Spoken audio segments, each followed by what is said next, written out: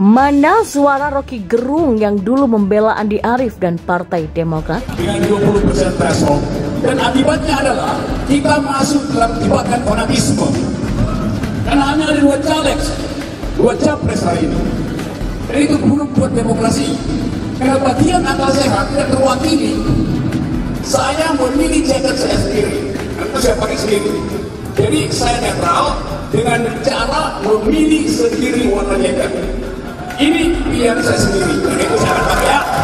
Bahwa Bang Rocky Gerung adalah sahabat AHY, sahabat Partai Demokrat, dan beliau menemukan kenyamanannya untuk bisa berdiskusi, bertukar pikiran, hal-hal yang terkait dengan permasalahan rakyat hari ini. Kita tadi berbicara tentang kebebasan yang terbungkam akhir-akhir ini, termasuk hal-hal terkait dengan keadilan. Akal sehat menjadi kekuatan dalam demokrasi kita.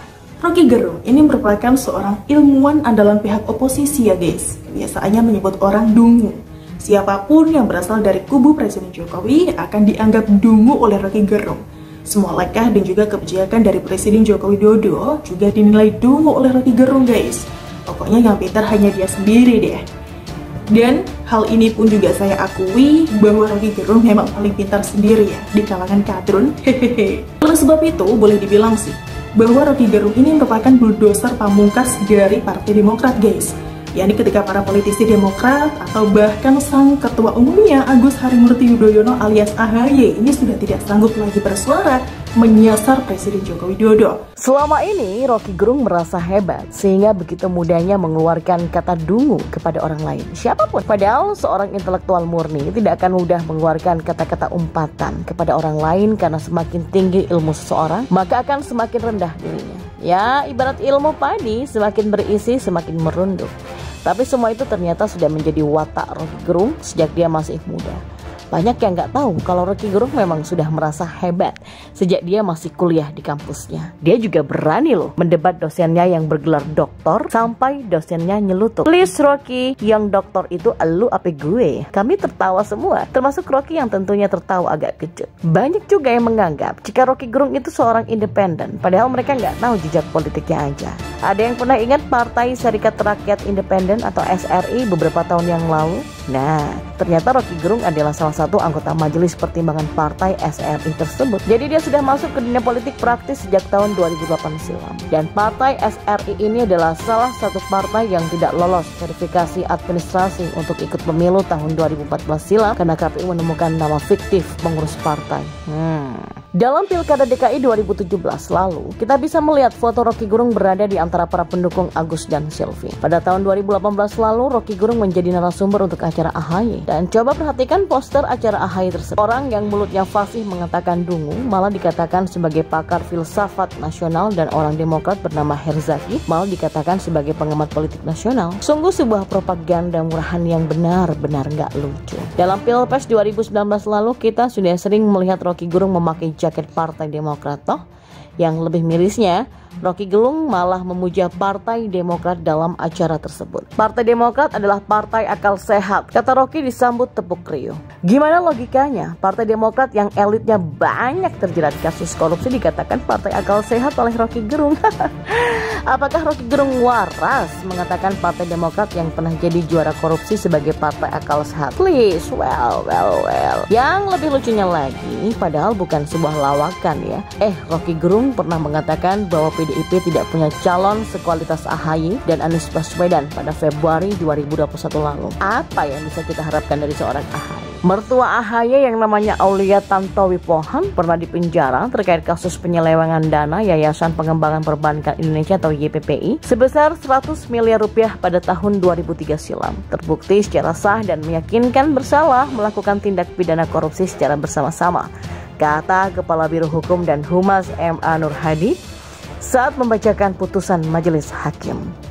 Ayah AHY yaitu SBY juga banyak mewarisi proyek mangkrak selama 10 tahun kepemimpinannya di Indonesia, dan SBY yang sok bijak itu mengatakan pemimpin yang baik tidak akan mewariskan beban pada pemerintahan selanjutnya. Tapi faktanya SBY malah mewariskan hutang 2.700 triliun kepada Presiden Jokowi. Jadi bagaimana mungkin kita bisa berharap dari AHY yang mertuanya seorang koruptor dan ayahnya pernah dikatakan sebagai bapak mangkrak Indonesia? Lagipun apa yang bisa dibanggakan dari seorang AHY? Karir militer. AHY sendiri mundur dari TNI lalu masuk ke dalam politik praktis dengan modal nama ayahnya yaitu SBY yang memang sudah besar karena makan 7 kali sehari waktu diet. Waktu diet aja makan 7 kali sehari, gimana waktu SBY nggak diet?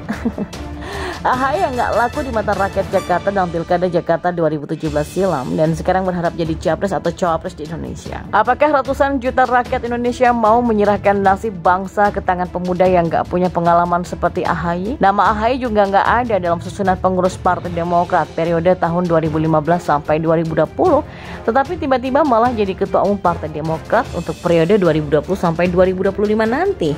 Apakah kebetulan jika AHY bisa jadi ketua umum partai karena dia anaknya SBY? Jadi masih percayakah Anda terhadap ocehan Rocky Gerung yang mengatakan PDIP tidak punya calon berkualitas seperti AHY? Ada yang masih ingatkah ocehan Rocky Gerung yang pernah membela Andi Arief dan Partai Demokrat terkait OTT KPK kepada Bupati Penajam Pasir Utara Abdul Ghafur Mas'ud? Nah, terkait kasus ini, KPK lalu memanggil Andi Arief yang merupakan Ketua Badan Pemenangan Pemilu atau Bapilu Partai Demokrat tersebut atas dugaan suap dari Bupati Nonaktif Penajam Pasir Utara atau PPU Abdul Ghafur Mas'ud atau AGM. Pada Maret 2022 lalu, Andi Arief menuding PLT juru bicara KPK Ali Fikri telah menyebarkan kabar bohong atau hoax karena Andi Arief merasa tidak mendapatkan surat panggilan KPK sebagai saksi kasus dugaan korupsi Bupati Penajam Pasir Utara Abdul Ghafur Mas'ud atau AGM. Faktanya, Andi Arief memang dipanggil KPK waktu itu. Pada Mei 2022 lalu, KPK kembali memanggil Andi Arief dalam kasus dugaan suap terkait kegiatan pengadaan barang dan jasa serta perizinan di Kabupaten Penajam Pasir Utara atau PPU Kalimantan Timur. Dan saat itu Rocky Gerung membela Andi Arief dan Partai Demokrat terkait pemanggilan oleh KPK tersebut dengan mengatakan KPK hanya melakukan pertunjukan jenaka. Ini juga dagelan. Ada bupati korupsi yang dipanggil Andi Arief, kata Rocky dikutip GNP dari akun YouTube Rocky Gerung Official. Rocky Gerung juga mengatakan jika pemanggilan Andi Arief ini sebagai upaya untuk melumpuhkan Partai Demokrat. Mungkin banyak orang awam yang terpengaruh dengan ocehan Rocky Gerung tersebut. Padahal gak aneh kalau KPK memanggil Andi Arief terkait dugaan kasus Bupati Penajam Pasir Utara karena mereka sama-sama dari Partai Demokrat. Ocehan Rocky Gerung tersebut sekarang menjadi senjata makan tuan. Kalau dulu Rocky Gerung mengatakan bahwa pemanggilan Andi Arief untuk melumpuhkan Partai Demokrat, sekarang Partai Demokrat semakin lumpuh karena elitnya memang terima duit dari bupati nonaktif, yaitu Bupati Penajam Pasir Utara yang juga dari partai yang sama. Jadi jangan salahkan rakyat kalau nama Partai Demokrat semakin rusak karena ulah elitnya sendiri. Kita juga sudah semakin tahu bagaimana kualitas seorang Rocky Gerung yang katanya seorang pengamat politik tapi faktanya memang seorang simpatisan Partai Demokrat yang pernah memuji AHY. Dan itu memang aneh tapi nyata. Rocky Gerung yang sudah ngaku ngibul di sebuah acara yang dilihat oleh banyak orang tetapi masih diberi panggung. Dan ya, inilah Rocky Gerung. Sepintar-pintarnya orang itu menghina, ternyata dialah yang menjadi sosok yang paling terhina di antara yang terhina. Manusia yang sering mendungu-dungukan Presiden Joko Widodo sekarang mulai menjilat-jilat dan mengemis kepada Jokowi. Mengemis kepada pemerintah untuk dibela. Mengemis pembelaan itu tidak ada salahnya. Tapi kalau Rocky Gerung yang melakukan itu tentu sudah sangat jelas dia sangat panik. Bayangkan, kalian selama ini dihina sama orang tapi ternyata orang itu mendadak baik karena ada maunya. Kan goblik namanya ya. Tapi ya bukan Rocky Gerung kalau dia nggak dungu juga. Manusia ini pun akhirnya menelanjangi dirinya sendiri, mempertontonkan siapa dirinya di hadapan publik.